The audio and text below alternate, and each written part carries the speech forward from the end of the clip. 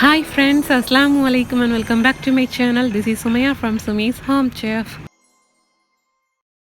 Friends, இன்றைக்கி நம்ம சேனலில் பார்க்க போகிறது ஜவ்வரிசி யூஸ் பண்ணி ரொம்பவே டேஸ்டியான சூப்பரான இஃப்தாருக்கு சாப்பிட்றதுக்கு ஏற்றது மாதிரியான ஒரு ட்ரிங்க் ரெசிபி தான் பார்க்க போகிறோம்.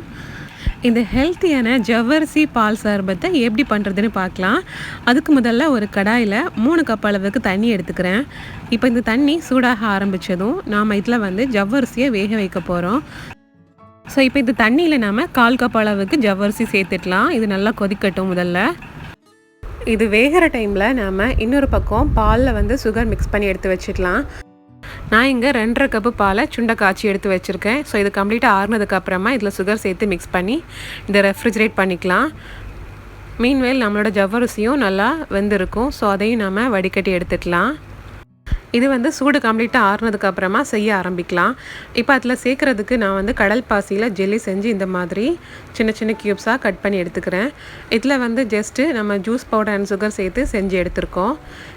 இதுக்கு பதிலாக நீங்கள் கடைகளில் வாங்குகிற ஜெல்லி கூட யூஸ் பண்ணிக்கலாம். இப்போ நாம் செய்ய ஆரம்பிக்கலாம். அதாவது நாம் ஃப்ரிட்ஜில் வச்சுருந்த 2.5 கப்பு பாலை இப்போ ஒரு மிக்சிங் பவுலில் சேர்க்குறோம். இப்போ இந்த பாலில் நம்ம ஏற்கனவே வேக வச்சு ஆற வச்சுருந்த ஜவ்வரிசியை சேர்த்து கலந்து விட்டுடலாம். இது ஒன்றோட ஒன்று ஒட்டிக்காத மாதிரி நல்லா கலந்து விட்டுக்கோங்க. அடுத்ததான் நாம் இந்த பாலில் நல்லா பழுத்த மாம்பழம் சேர்க்க போகிறோம். ஸோ மாம்பழம் பார்த்திங்கன்னா சின்ன சின்ன பீஸாக சாப் பண்ணி எடுத்து வச்சுருக்கோம். அதையும் இந்த மாதிரி கலந்து விட்டுக்கோங்க. இது ஒரு 1/2 கப் அளவுக்கு சேர்த்தா சரியாக இருக்கும். அப்புறமா நாம் கட் பண்ணி வச்சுருக்கக்கூடிய ஜெல்லி இதுவும் ஒரு 1/2 கப் அளவுக்கு இதில் சேர்க்குறோம். சேர்த்து இந்த மாதிரி மிக்ஸ் பண்ணியாச்சு. இப்போ இதில் 2 டேபிள் ஸ்பூன் அளவுக்கு டூட்டி ஃப்ரூட்டி சேர்க்குறேன். இது கம்ப்ளீட்லி ஆப்ஷனல் தான், விருப்பப்பட்டால் சேர்த்தா போதும். அப்புறமா ஒரு சின்ன வாழைப்பழம் அதை சின்ன சின்னதாக சாப் பண்ணது சேர்க்குறேன். இந்த மாதிரி செஞ்சு கொடுக்கறதுனால ஃப்ரூட்ஸ் பிடிக்காதவங்கன்னு சொல்கிறவங்க கூட ரொம்ப விரும்பி குடிப்பாங்க. குழந்தைங்களுக்கும் கொடுக்கலாம்.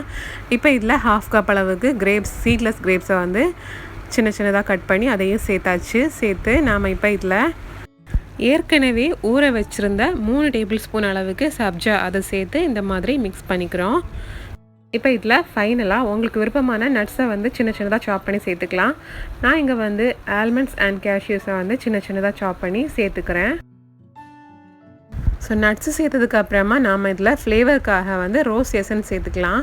நீங்கள் இந்த ரோஸ் சிரப் சேர்க்குறதா இருந்தால் பாலில் சுகர் சேர்க்குறத ஸ்கிப் பண்ணிக்கலாம். அவ்வளோதான். இப்போ இதையும் நல்லா ஒரு வாட்டி கலந்து விட்டுக்க வேண்டியதுதான். ரொம்பவே டேஸ்டியான சூப்பரான ஜவ்வரிசி பால் சர்பத் ரொம்பவே அழகாக தயாராகிடுச்சு.